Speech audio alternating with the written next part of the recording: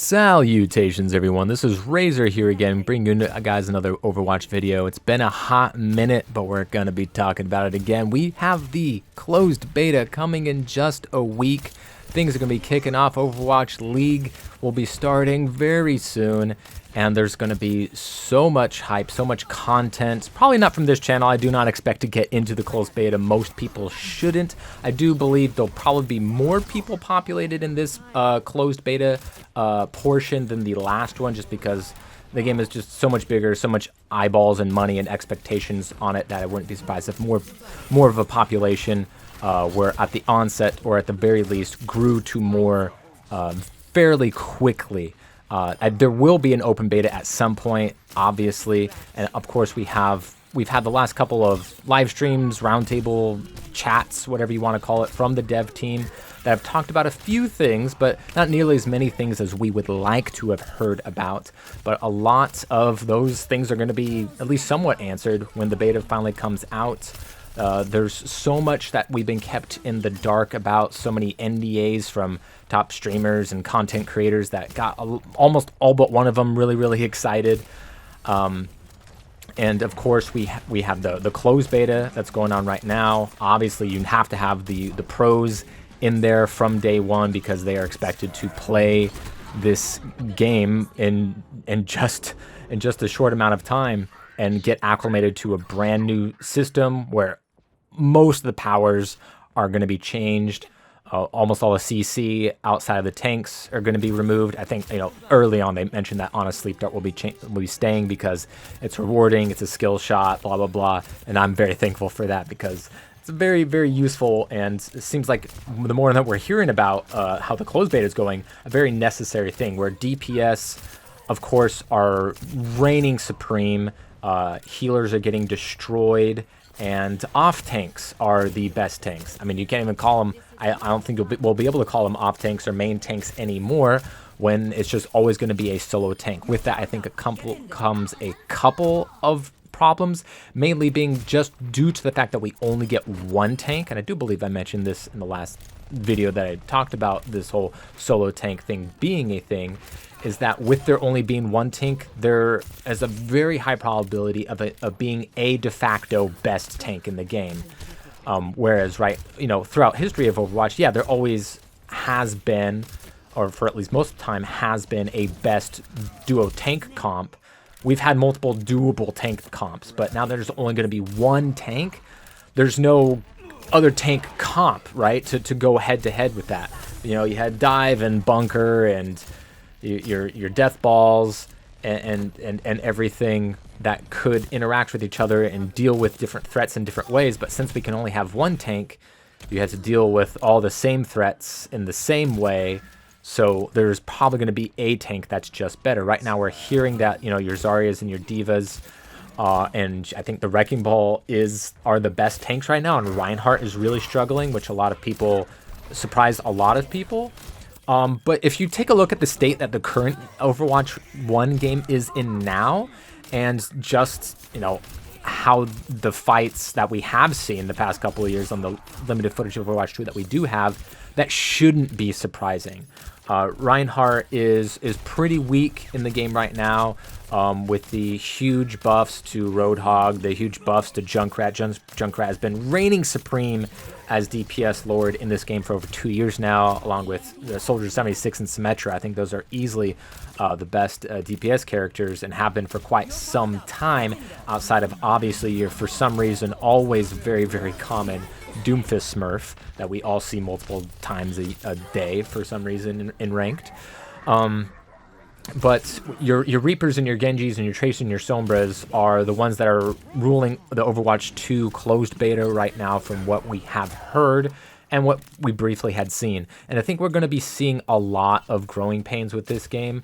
I mean, so like, that's something to expect and understand, and not get too upset or weary about. Just remember, in Overwatch 1, you just take a look at how that beta was. Take a look at, the way that Widowmaker was at the launch of the alpha, and how quickly they had to change her because she was too strong. And, Bastion used to have a shield, guys. Bastion used to have a shield. You can kind of understand that from a certain point of view, that he has to stand there, he's immobile and dealing a lot of damage, but he's super vulnerable, so let's give him a shield. Well, that was clearly shown to be very, very broken. I would gotta assume even very on in the in-house stage of making that game. So I think we're gonna see maybe not those kinds of huge oversights, but we did get to see the last time we saw professionals play Overwatch. They played Overwatch 2, and that was the introduction of Sombra's rework, and she was super busted. And that took the devs by surprise. I personally don't know why. That wouldn't have taken me by surprise, but, well, we won't talk about that and just say that they were surprised. And I think there's going to be a lot more things that they are surprised about. Obviously, there was a lot of things that surprised them about the game once the pros finally got to start playing, and I think we're going to see even more in that as more and more people get to play the game. And there are going to be some things that are only going to be problems at, you know, the highest tier, as there always has been, that don't affect the, you know, the lower 96% of us, the diamonds and belows. And there are going to be problems that affect us that don't affect the top 500, you know? And, you know, Winston's never been very meta outside of a very coordinated high-tier team, outside of some really hard carries or, you know, maybe some smurfing. But, you know, Junkrat and, you know, Reaper, those kinds of like low skill, high damage, unstoppable heroes, a soldier on the high ground is unstoppable at Platinum. But in, you know, in Masters or top 500, off tank's going to shut that down, or they're going to be challenged by our Genji or whatever. Those are problems that happen in the low tiers that don't happen in the high tiers, and there's problems in the high tiers that aren't problems in the low tiers. We all can see that. Let's take a look at Bastion, right? That dude will wreck anything Masters and below if it's played anywhere competently and the other team doesn't have full communication and people aren't willing to switch, right? And that's not really going to be a problem in Overwatch League. Although, who knows? Maybe the new Bastion 4.0, 5.0, what version of Bastion are we going to be on? Maybe he will be a problem again. Who knows? At the very least, there's going to be a lot of attention, of course, as always, ever since the announcements, and since the last time I made a video about it, was the last thing I talked about, was the fact that we are going solo tank. We're going solo dolo on the tanks now. And with that, I mean, I had my reservations on it, and I still do, mainly being the fact that, of course, before, and, you know, currently now, as none of us have access to the Overwatch 2 beta, is that there's always different team comps to counter and fight different interactions in different ways. But now that there's only going to be one tank, I feel like there's going to be a de facto best tank. Just bar none. It's like, oh, this is the best tank, and you have to play this tank. Which has...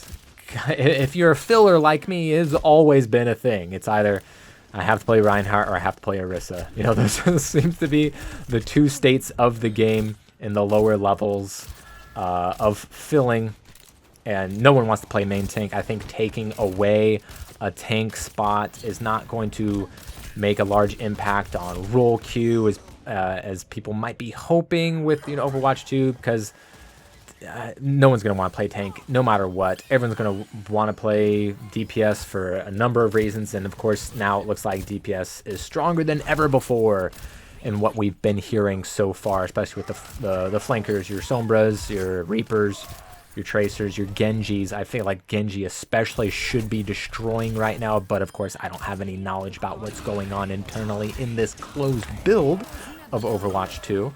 And you know, there's been a lot of things that have obviously hindered the development of this game. A lot of people have been shitting on Overwatch 2 ever since it got announced, which I feel like a lot of that is unwarranted. And don't call me a Blizzard apologist here. It's just I've existed for a long time on this earth playing video games, and most games don't come out within a year or two of their announcement.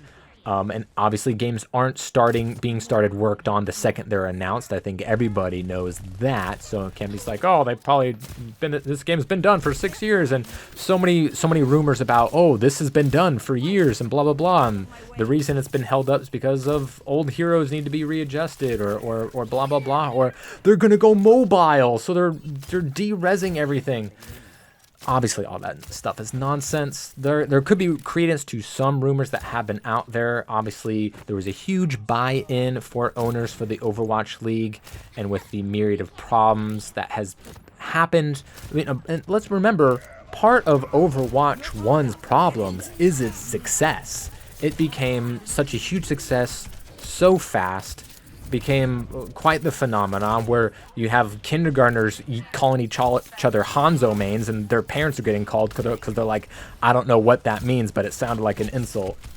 And talks of so many different things, the comic getting canceled, blah, blah, blah. And now, of course, we had the rumors of, because of that large buy-in, that the owners of the Overwatch League put the pressure on Blizzard to make this next season to be Overwatch 2 to, increase eyeballs and revenue. And obviously with the whole problems with Blizzard and Bobby Kotick, and then obviously now with Blizzard buying, or Microsoft buying them up, that's who knows how many different hiccups all these things have affected, not just the walkouts and the harassments and the union busting and all that. There could be a lot of things that could have affected a lot of things. Now we're hearing about the game possibly being split up, but I feel like there's going to be obviously a lot riding on Overwatch 2. I don't think it's going to disappoint, especially since it sounds like everyone's going to be getting the type of treatment that they want from this game, whether it be from the single player perspective, with a story, with character development, replayability. And we know there's going to be clans, because that was really weird from BlizzCon a couple of years ago, where they definitely showed that there are clans. We know that they've said that they're thinking about it, but it's going to be like a whole Blizzard-wide thing. I don't know why it has to be Blizzard-wide, because not all your friends from Diablo are going to be playing World of Warcraft and Overwatch and Destiny and yada, yada, yada. But still, there's so many spinning plates going on with this thing that we have to expect a lot of growing pains. There's going to be some, a lot of us aren't going to be able to play in this closed beta. This closed beta is probably going to last a long time, but there will be eventually an open beta. We probably won't have the entire cast available at launch of this closed beta, or probably even the open beta possibly, because there's so many things to shuffle around because the game is changing so much. We have a brand new game mode, getting taken care of, getting rid of. We have a bunch of new characters, and most of the old characters getting reworked to make everything fit into this new system and work for Overwatch League and work for all the fans of all different skill levels. So there's going to be a lot of excitement, a lot of things to talk about. I hope to get into the closed beta, but I don't have any delusions that I think that I will. But on the off chance I hit the lottery, that will be cool, and you'll be hearing and seeing some footage from me, as well as all the top streamers and everything. And obviously the next season of Overwatch League is just like a month away, so it's going to be very, very exciting. It's going to be very, very cool, and just expect some growing pains, because there's going to be a lot. Remember how things were in the Overwatch, even post-launch, early on. There was a lot of things that needed to be rectified, and there still will be with this. We're in a better system now with a lot more things in place, but just remember, there's so much pressure, so much money, so many eyeballs, so much drama, so many things on the line that it almost can't fail. And I don't think there's any reason to believe that it would, unlike so many people want it to be, even though they say that they like this franchise. But that's all for me today. We'll be talking about it again next time, and let me know what you all think down below, and we'll talk next time.